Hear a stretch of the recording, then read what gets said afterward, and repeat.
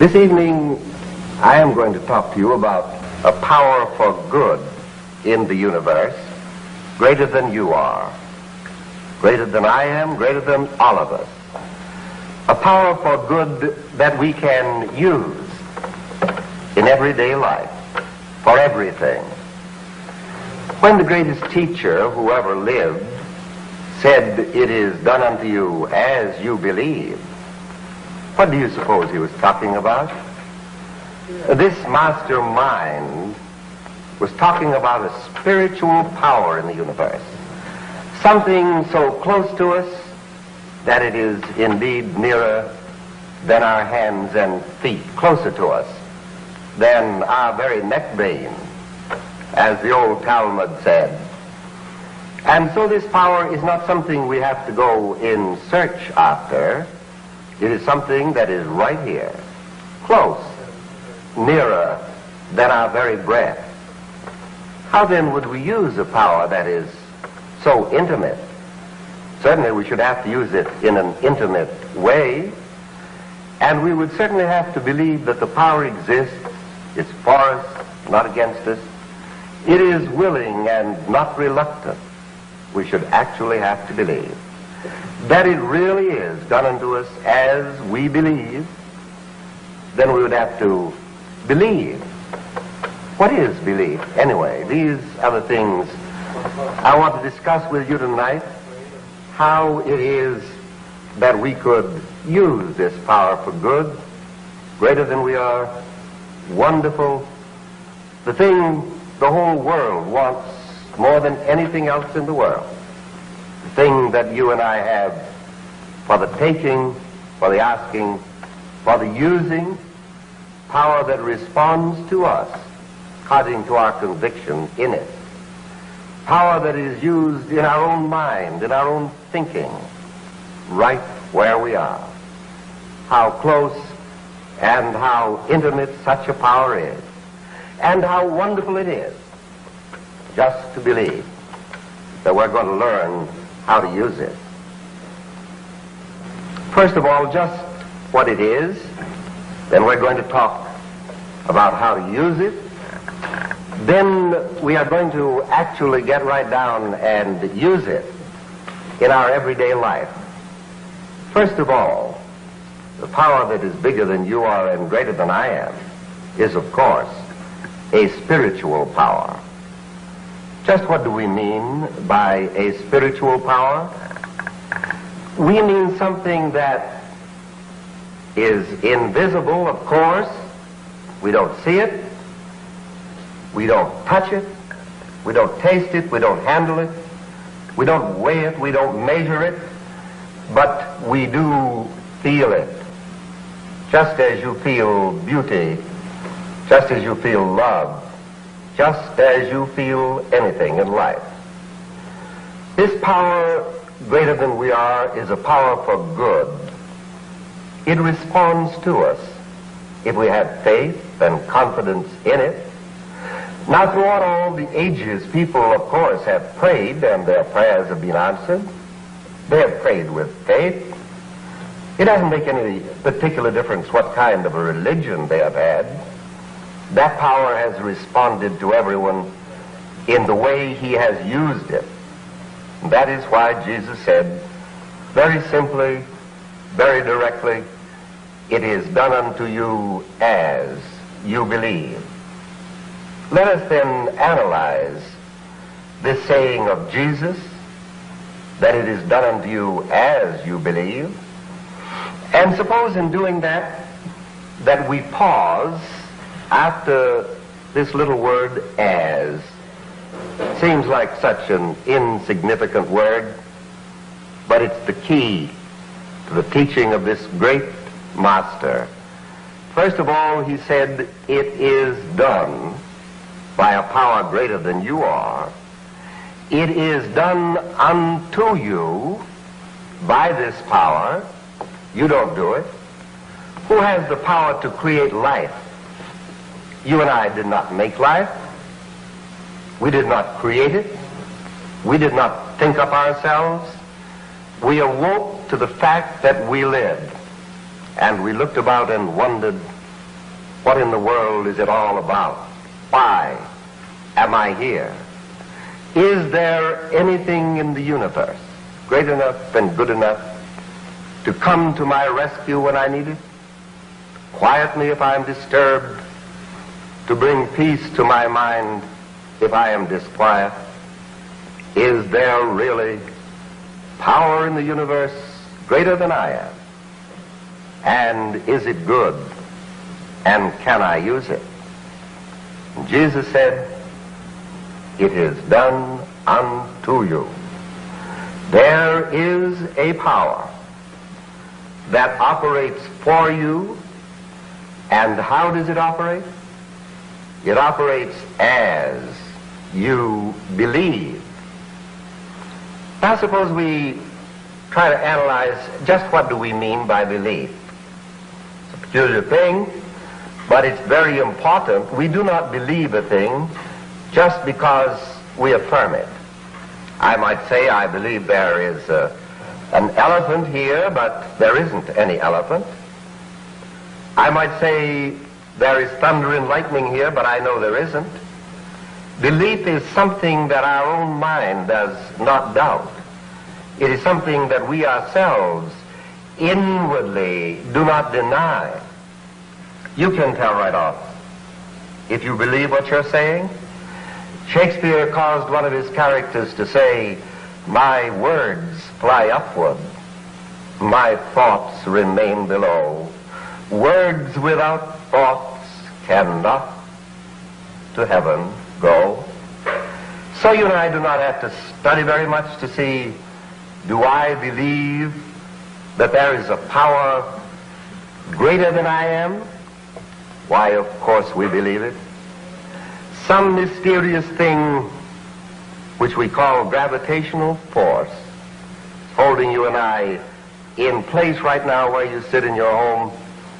I'm standing here by this podium.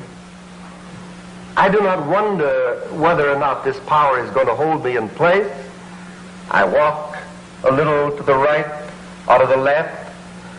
I change my position. Always I am certain there is a power greater than I am holding me in place physically. Now all I have to do is just to transpose this and say there's another kind of a power. It is greater than I am.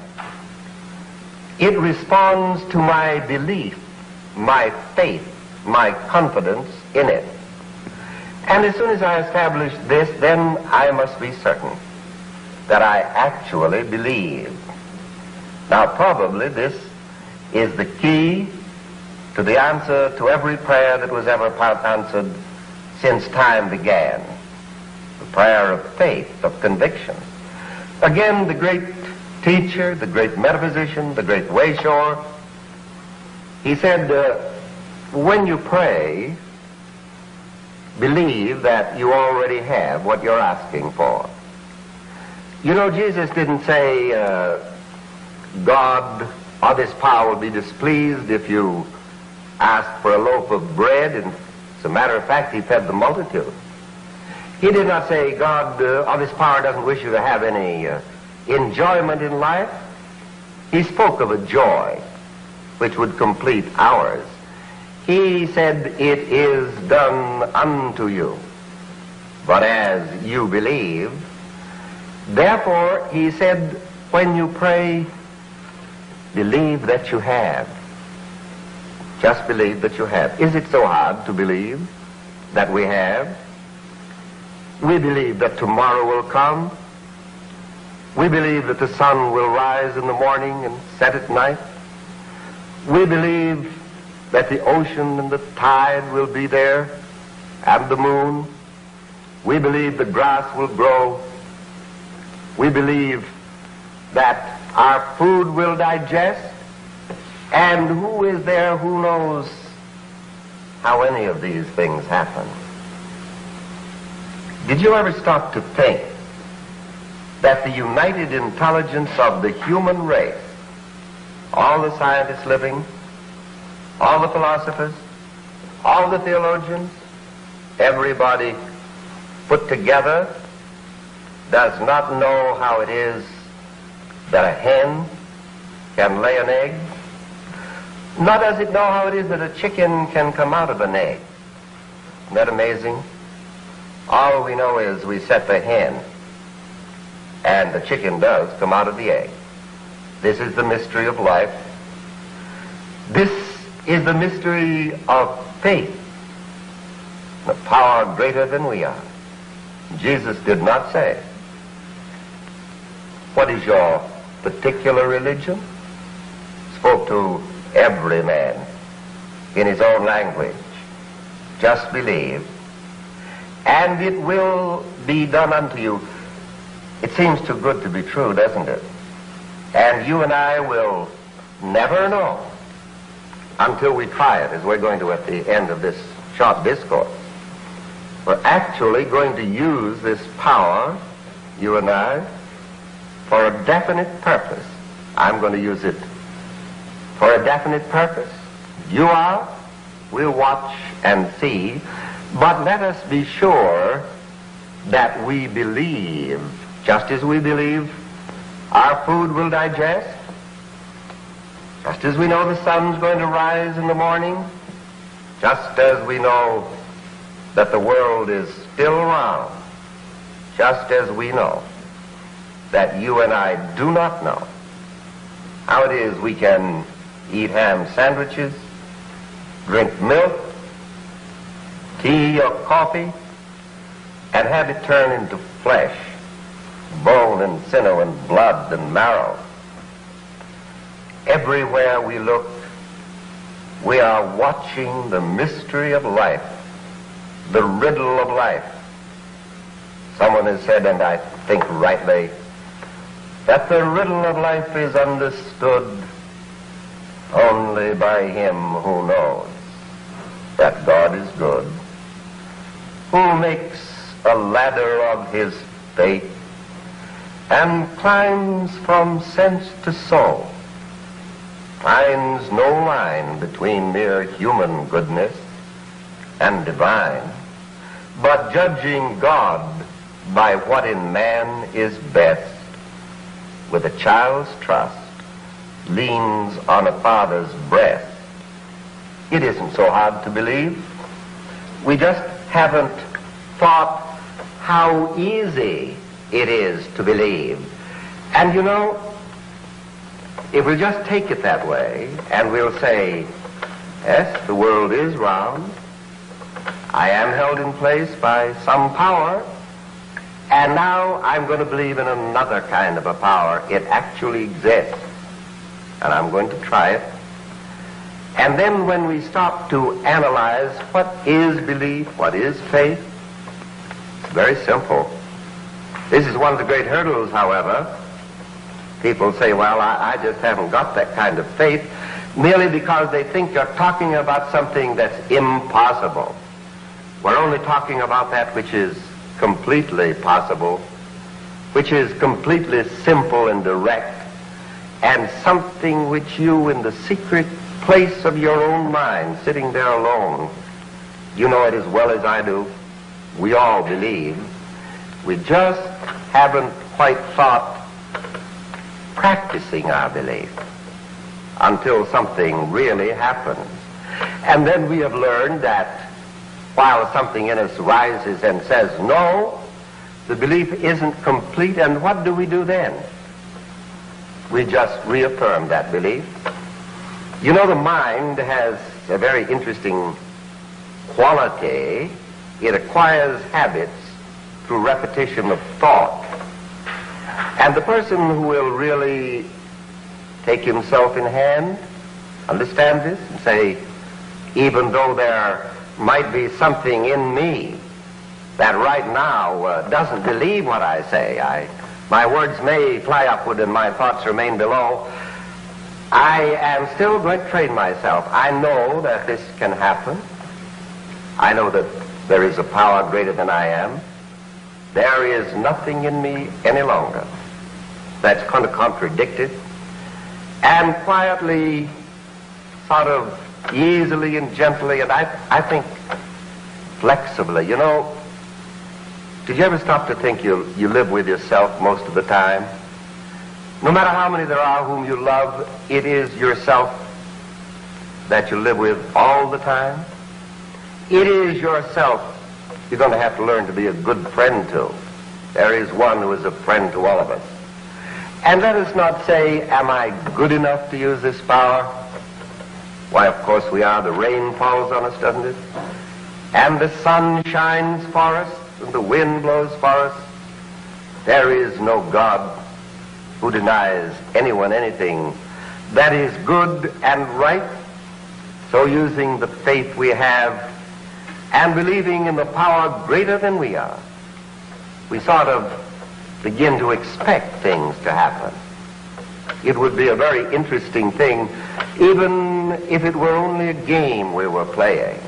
How fascinating. How wonderful to believe that out of that which up until now perhaps we had thought was a wistful wish, a wishful dream, something that couldn't quite be true, out of all of this we have longed for and we have yearned for and we have wanted. Isn't it terrific? Right now, maybe those dreams can come true. Right now, maybe the desire of our heart is already met in some divine intelligence that knows the beginning from the end, just waiting for our cooperation. So we would be trying the most fascinating experiment we have ever had in our lives. That dream, is it difficult for an infinite power? That hope, is it too much to ask for? That yearning and that longing, do not we have a right to expect that whatever the intelligence is and the power that put us here certainly knows how to take care of us? Perhaps we just haven't believed. Now we're going to practice believing. We're going to say to ourselves, yes, there is a power. We can use it. We will use it.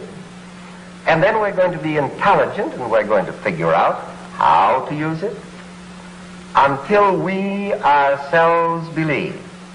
Wouldn't it be wonderful if you and I knew that there is nothing between the right desire of the heart, the yearning of the mind, the longing of the soul, and that which might be but our own belief or our own unbelief? And if that is so, then we have the proposition where we can handle it. For you and I can control our thinking. And we can come to the place, if not instantly, then certainly we shall come to it gradually. But it doesn't matter how we get there. We are going to come to a place where we believe in the power greater than we are, believe in ourselves because we know it, and believe even right down to the method we're using, that our own thought, our own meditation or prayer, whatever you choose to call it, will convince everything within us that seems to doubt. And perhaps out of all the doubt and the yearning and the longing, you and I will come to know there is a power greater than you are, than I am, and we can use it.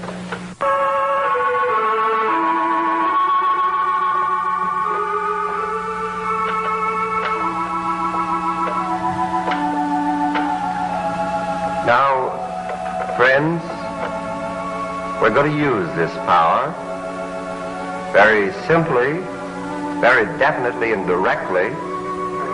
And we're going to try to believe that it is done unto us as we believe.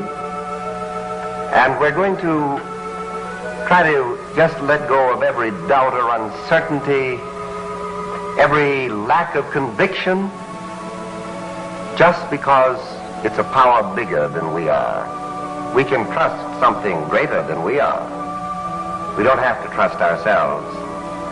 Now we call this meditation. And meditation is something you do to yourself, something like this. Suppose you just get still a moment. Let's even close our eyes for just a moment. Kind of shuts us out from these things that disturb. And let's say, I really believe right now, down deep in my heart, there is a power for good. This power is directing me because it's intelligent. I shall know what to do. I shall be directed. There will be some impulsion, something that will tell me what to do. There is an intelligence, you see, that actually knows. So let's turn again to it and say, every thought and idea that is necessary to the accomplishment of the good thing I desire, which expresses a more abundant life and which brings only good to everyone. It's all happening to me now. Now that's quite simple, isn't it? But if this power is here, if it works the way I'm sure it does, then it works on the simplicity of our own thinking. It isn't profound words. It isn't any spiritual gymnastic we go through.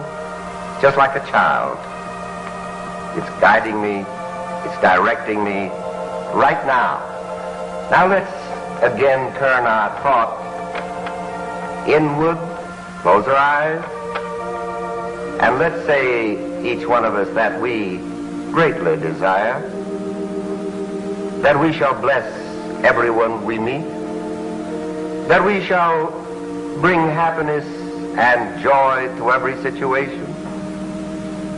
Let's believe that it is true, and then it will be true.